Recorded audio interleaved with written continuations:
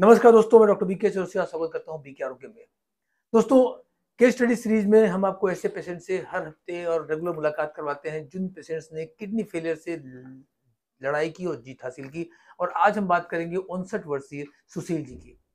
एक ऐसे पेशेंट जिन्होंने किडनी फेलियर के दिक्कत को झेला, क्रिएटिनिन 7.5 से ज़्यादा पहुंच गया, लेकिन उन्होंने भरोसा रखा अपने खुद पर और आयुर्वेद पर, और वो हमारे साथ हैं आपको एक आगे की इंस्पिरेशन देने के लिए। ज़्यादा बात न करते हुए मैं पहले चलूंगा पेशेंट्स और उनके ट्रेनर के पास और उनसे परिचय कराऊंगा और फिर आगे हम लोग बात करेंगे। तो सबसे पहले आपसे बात करते हैं। जी आप सर। अपना नाम बताएं, कहाँ से हैं? सर हमारा नाम सर्वेश प्रजापति, हम आजमगढ़ सिकरौर से हैं। जी जी। सर्वेश जी, आप सुशील जी के बेटे हैं। जी। आप सबसे पहले बताएं कि दिक्कत का पता कैसे चला, फिर कहाँ-कहाँ आप गए, क्या स्ट्रगल रहा, क्या जर्नी रही, क्या चीजें आपने झेली? क्योंकि पेशेंट्स बहुत झेलते हैं किडनी के जी पेशेंट, सर। तो क्या रहा थोड़ा सा वो बताएं आप। सर जैसे इनको स्टार्टिंग में आज साल भर के मतलब 8-9 महीने पहले इनको पहले पैर में सूजन चालू हुआ, जी। चेहरे पे सूजन चालू हुआ, बॉडी में सूजन होने लगा। हम्म। तो पहले हम उनके लिए अपने लोकल जगह पे दिखाएं, जौनपुर हुआ, आजमगढ़ हुआ, दिखाएं तो कुछ रिस्पांस नहीं मिला। तो हम लखनऊ मेदांता में गए, जी। वहाँ से दवा चली, वहाँ से उनको कोई रिस्पांस नहीं। जबकि इनका शुगर कंट्रोल रहता था, वहाँ दवा करने के बाद इनको इंसुलिन लगाना पड़ गया। जी। तो फिर हम अपने ही जहाँ डॉक्टर को दिखाते थे, वैद्य जी हैं मतलब, वो दवा देते थे। जब उनको लगा कि किडनी इनका बढ़ रहा, वो कह रहे हैं आप कहीं और प्रेफर करिए। जी। तो हम जौनपुर दिखा रहे थे, वहाँ पे सर से बात हुई, दिखाएं, लेकिन कोई रिस्पांस नहीं मिल रहा था हमको, इनका बढ़ता ही जा रहा था। तो एक दिन हम ऐसे ही मोबाइल देख रहे थे, इसमें हमारी जानकारी मिली। तो हम इनको उस दिन लिवा के जाने वाले थे जौनपुर, लेकिन हम वहाँ ना लिया के यहीं पे लिवा के आए। Okay okay. तो हमसे मैडम मिली, मैडम से बात हुई, हाँ। वो बताई कि आप आइए यहाँ पे दिखाइए, आपको अच्छा रिस्पांस मिलेगा।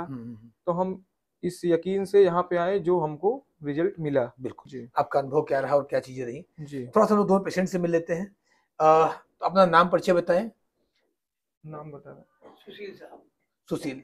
सुशील जी, चलिए अभी आप हम लोग आगे बातचीत करेंगे।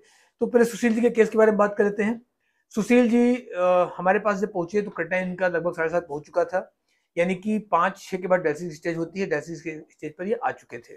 जैसा कि आपको अच्छे से पता है कि किडनी का जो सही इलाज है और खासतौर पर इस तरह के स्टेज पर वो होता है किडनी रीजनरेशन ट्रीटमेंट, जहां हम किडनी को वापस से रीजनरेट करते हैं। आयुर्वेदिक ट्रीटमेंट, पंचकर्मा, नेचुरोपैथी, योगा, प्राणायाम, सब क्या कंबाइंड प्रोटोकॉल जिससे हम किडनी को रीजनरेट करते हैं। और हमने डिसाइड किया कि सुशील जी को भी हम इसी प्रोटोकॉल पे लेके जाएंगे और इनको 10 डेज के एक एडमिट प्रोसीजर के लिए यहाँ पर एडमिट किया गया। आगे की जो डिटेलिंग है हम डॉक्टर अंशु के पास चलेंगे और वो बताएंगे कि उनके साथ कैसे किस तरह से रही और क्या कंडीशन रही, और पिछले 6 दिनों में चूंकि लगभग 6-7 दिन इनको हो चुके हैं, क्या इंप्रूवमेंट रही, थोड़ा सा हम अंशु जी समझेंगे जिन्होंने इनका केस देखा है। मैम। सुशील जी जब हमारे पास आए थे तो सुशील जी को मल्टीपल कंप्लेन के साथ जो सीकेडी की प्रॉब्लम तो थी इनको 9 महीने से, जो सबसे बड़ी प्रॉब्लम थी वो उनको खुजली थी, पूरे शरीर में खुजली हो रही थी। और इनका जो क्रिएटिनिन था वो 2 दिन पहले जब हमारे से पहले आए थे तो 6 था, और सिर्फ खुजली के लिए इन्होंने दवाई खाई। और जब ये हमारे पास 2 दिन बाद आए 13 तारीख को तो इनका क्रिएटिनिन 7.4 पे पहुंच गया। तो अभी जो है फिर इनका खुजली की वजह से ही जो दवाई उन्होंने 2-3 दिन ली उसकी वजह से ये कह सकते हैं कि 6 से इनका 7.4 पे पहुंच गया। फिर धीरे-धीरे हमने जब ट्रीटमेंट स्टार्ट करा तो 3 दिन 4 दिन के अंदर में इनका जो खुजली था वो सबसाइड हो गया।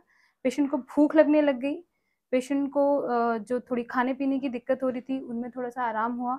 हल्का बायलेटरल पेडल एडिमा था, वो भी उसमें अभी सूजन अभी कम है, और साथ में जो खुजली है वो पूर्णतः खत्म हो चुकी है। तो अभी फ़िलहाल पेशेंट स्टेबल हैं और उनका क्रिएटिनिन जो है वो धीरे-धीरे बैक होने लगा, और यूरिन भी इनका साइज़ यूरिन भी बढ़ रहा है, साथ में इनका जो वेट है वो मेंटेन है।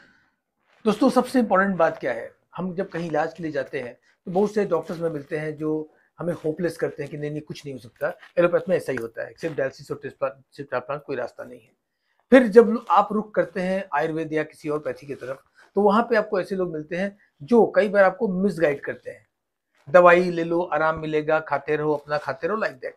कोई भी ऐसे डॉक्टर्स आपको नॉर्मली इंडिया में नहीं मिलते जो एविडेंस और प्रूफ के साथ बात करें, खासतौर पे आयुर्वेद में। लेकिन बीके आरोग्य में जस्ट अपोजिट है, हम विथ एविडेंस, आप हर केस स्टडी में देखेंगे मैं फाइल के साथ बैठा होता हूँ, मेरे हाथ में एक फाइल होती है जिसमें सारी डिटेल्स होती हैं। हर पेशेंट की पूरी रिकॉर्ड्स को हम ऑनलाइन भी रिकॉर्ड करते हैं, मेंटेन करते हैं अपने सॉफ्टवेयर के ऊपर, और प्लस एक हम मैनुअल फाइल भी तैयार करते हैं जहाँ पे सारी डिटेल्स यहाँ पे होती हैं। तो मेरे हाथ में एक फाइल है, आप थोड़ा सा पास में लेके आए, मैं दिखा पाऊंगा इस चीज को।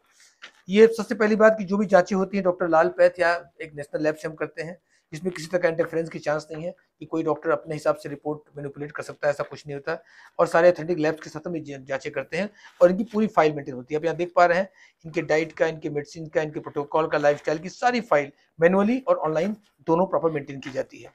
अब यहाँ पर आप देख पा रहे हैं कौन से इनकी थेरेपीज, कौन सी योगा प्राणायाम इनके होते हैं, इनकी पूरे मेजरमेंट्स रेगुलर प्रॉपर होते हैं, इनके डाइट का पूरा शेड्यूलिंग चलता है। अब इनकी हर डिजीज वाइज अलग अलग चार्ट्स यहाँ पर होते हैं। अब मैं आंकड़ों की बात करूंगा, अब वन बाय वन में बात करता हूँ। आप देख रहे हैं 7.48 की पहली रिपोर्ट थी, नेक्स्ट रिपोर्ट पे अपने और यूरिया 185 था। 3 दिन बाद अगली रिपोर्ट आई, हर 3 दिन पे जांच होती है। 7.46 यानी थोड़ा सा घटना शुरू हुआ और यूरिया पे घटना शुरू हो गया। अगली रिपोर्ट आप देख पा रहे हैं 7.16 और यहाँ पर 173 इनका यूरिया आ चुका है। और अभी सिर्फ इनकी 2 रिपोर्ट्स ही की गई हैं, तीसरी रिपोर्ट अभी कल परसों में आनी बाकी है। यानी ये जो रिपोर्ट्स आप देख रहे हैं क्रिएटिनिन बैक होने का, ये सिर्फ 6 दिन की रिपोर्ट है। दूसरी तरफ आप देखेंगे 52 किलो समथिंग ग्राम इनका वेट था, जो घट के 51 किलो 400 ग्राम, यानी बॉडी में जो फ्लूइड इकट्ठा था वो भी निकल चुका है। और इसके साथ में आप सबसे इंपॉर्टेंट चीज देखिए, इनका बीपी जो फ्लक्चुएशन में था एलोपैथ के बिना अब मेंटेन हो चुका है, यानी बिना किसी एलोपैथ मेडिसिन के बीपी मेंटेन हो चुकी है, शुगर मेंटेन हो चुकी है। और सबसे बड़ी चीज मैं आपको दिखाना चाहूंगा एक और रिपोर्ट, ये है इनकी इनके ब्लड शुगर की रिपोर्ट, जहां पर इनका 139 इनका फास्टिंग था और 300 के ऊपर इनका बीपी था, वो अब 72 और 270 पे आ चुका है, बिना इंसुलिन और बिना किसी एलोपैथ मेडिसिन के, सिर्फ ट्रीटमेंट से। ये मैं विद एविडेंस बात कर रहा हूँ, फाइल मेरे हाथ में है, मैं ओपन चैलेंज कर रहा हूँ पैन इंडिया के अंदर में कोई भी डॉक्टर इसको अगर चेक करना चाहे, फाइल्स हमारे पास में, पैसे हमारे साथ में, आप आके देख सकते हैं। क्योंकि बहुत से डॉक्टर बोलते हैं पॉसिबल ही नहीं है, किडनी रिजेनेट हो ही नहीं सकती, क्रिएटिनिन घट नहीं सकता, डायलिसिस बंद नहीं हो सकता। मैं उन सभी लोगों को, उन डॉक्टर्स को ओपनली बोलना चाहता हूं, अगर आपको लगता है नहीं हो सकता तो प्लीज आप आइए और आप केस को देखिए। ये झूठ मत फैलाइए, ये गलत बातें मत बोलिए कि ऐसा नहीं हो सकता। ऐसा हो सकता है, हो रहा है और सालों से हम लगातार कर रहे हैं और आगे भी होगा। लेकिन अगर आपको लगता है नहीं होता है तो आपको वेलकम है, आप आइए हमारे सेंटर पे आइए, मैं आपको विशेष तौर पर वेलकम करूंगा। मैं ऐसी सारी फाइल्स, ऐसे सारे केस स्टडी आपके साथ शेयर करूंगा। जिनको ज्यादा विश्वास और चाहिए वो नहीं आ सकते, मैं उनको ऑनलाइन भी रिपोर्ट भेज सकता हूँ, उसको स्टडी कर सकते हैं। यानी ये प्रैक्टिकली पॉसिबल है, यहाँ इंपॉर्टेंट है। अब थोड़ा चलेंगे पेशेंट के पास में और समझेंगे कि उनका एक्सपीरियंस क्या रहा। सुशील जी, अब आपको लगभग 6-7 दिन हो गए यहाँ पर जी। तो जब आप आए थे तो किस तरह की दिक्कतें थी, कैसा फील हो रहा था, और अभी 6-7 दिनों में क्या क्या आप अंतर महसूस कर रहे हैं, अपना अनुभव बताएं खाली। साहब में बहुत फायदा है इनसे हो जी बहुत फायदा हुए जी। साहब, नींद ना लगता है, हाँ। पेशाब कहीं सही ना हुए, हाँ। बहुत समस्या है मेरा हाल। ठीक कभी है। कभी थोड़ा दूर चलने पे इनका सांस भी फूलने सांस लगता फूलने था। लगे। जी सोते वक्त भी फूलता था, जो इस समय नहीं हो रहा है। जी ना हो तो और एलोपैथ के जो डॉक्टर थे वो कह रहे हैं कि डायलिसिस करवाना पड़ेगा, इनका बढ़ रहा है। तो लेकिन हम वहाँ ना जाके, क्योंकि एलोपैथ की दवा हम 2-4 दवा खिलाए इनको, इलेग्रा खिलाए और भी दवा खिलाए, लेकिन इनको खुजली के लिए आराम नहीं मिल रहा था। जी जी जी। इसके बाद जब से यहाँ आए हैं, मैडम से बोली कि 2 से 4 दिन लगेगा, खुजली बंद हो जाएगी, जो बंद हो गया। जी जी। और बाकी इनको सांस लेने में जो प्रॉब्लम थी, चलने में जो हाफा आता था, जी वो सब नहीं है। खत्म। जी। अभी वो ऊपर से लिफ्ट से नहीं, सीढ़ी से ही आए, लेकिन इनको कोई प्रॉब्लम नहीं हुआ। गुड। कोई प्रॉब्लम जबकि भी ट्रीटमेंट पूरा नहीं हुआ है, अभी 3 दिन का ट्रीटमेंट का बाकी भी है, तो भी इसमें और इम्प्रूवमेंट मिलेगा। अब मैं एक चीज पूछना चाहूंगा, जो पेशेंट भटक रहे हैं, बहुत पेशेंट है, बहुत है लोग जो जानते भी है कि हाँ यहाँ कोई सेंटर ऐसा है, आयुर्वेद का भी आरोग्यम है, बहुत जाना माना नाम सबको लोगों को पता है, लेकिन उनको खुद भरोसा नहीं है या उनके डॉक्टर्स ने उनको डरा रखा है कि कुछ नहीं हो पाएगा। मैं चाहूंगा आप बताएं ऐसे लोगों के लिए, जो आप जिससे आप यहाँ पहुंचे, आपको रास्ता किस तरह से मिला, लेकिन बहुत से लोगों को रास्ता नहीं मिल रहा है, वो कंफ्यूज है, ऐसे लोगों को क्या मैसेज देना चाहेंगे? ऐसे लोग से हम यही कहना चाहेंगे, यहाँ आए, यहाँ जितना विश्वास नहीं उससे ज्यादा यहाँ पे आपको मिलेगा। क्योंकि हम इससे पहले हम हिम्स में जाने के लिए सोच रहे थे, लेकिन हम वहाँ ना जाके, जब हमको नंबर मिला, हम कॉल किए और बात हुई, हमको यकीन हुआ, हम यहाँ आए। और हम ये भी चाहेंगे और लोग भी हैं जो यहाँ पे आए, ट्रीटमेंट ले। यहाँ का बात व्यवहार, यहाँ की हर चीज़, मैनेजमेंट, व्यवस्था, खाना पीना, हर चीज़ बहुत अच्छा है, कोई दिक्कत नहीं होती है जी। नहीं साहब, दिक्कत कुछ ना हो, रहने के लिए, खाने में, पीने में, दवा के लिए, और जो भी डॉक्टर हैं, जो भी हैं, सबका बात व्यवहार बहुत अच्छा है यहाँ पे, कोई प्रॉब्लम नहीं है हमको। दोस्तों, इस सीरीज का मकसद ही है ऐसे पेशेंट्स को होप या आशा देना जो होपलेस हो चुके हैं, जिन्होंने मान लिया है कि इसका कोई इलाज नहीं है, जिनको लगता है कि डायलिसिस और ट्रांसप्लांट और मौत ही रास्ता बचा है। ऐसा कुछ भी नहीं है, किडनी रीजनेट हो सकती है, हो रही है, लगातार हो रही है। और आप जैसे न जाने कितने पेशेंट्स जिन्होंने इस पे जीत हासिल की है, और ये सिर्फ इसलिए है ताकि आपको एक विश्वास आए कि यस मैं भी एक नॉर्मल जिंदगी जी सकता हूँ। आप या आपके परिचित में किसी को किडनी की संबंधित कोई दिक्कत है और इस वीडियो को आप देख रहे हैं, तो मैं ये जरूर कहना चाहूंगा कि इस वीडियो को शेयर करिएगा। ये आपकी वीडियो किसी की जिंदगी में एक आशा किरण ला सकती है, किसी आदमी को नई जिंदगी दे सकती है, आपकी शेयर किसी की जिंदगी बचा सकती है जो भटक रहे हैं, कंफ्यूज है, परेशान है।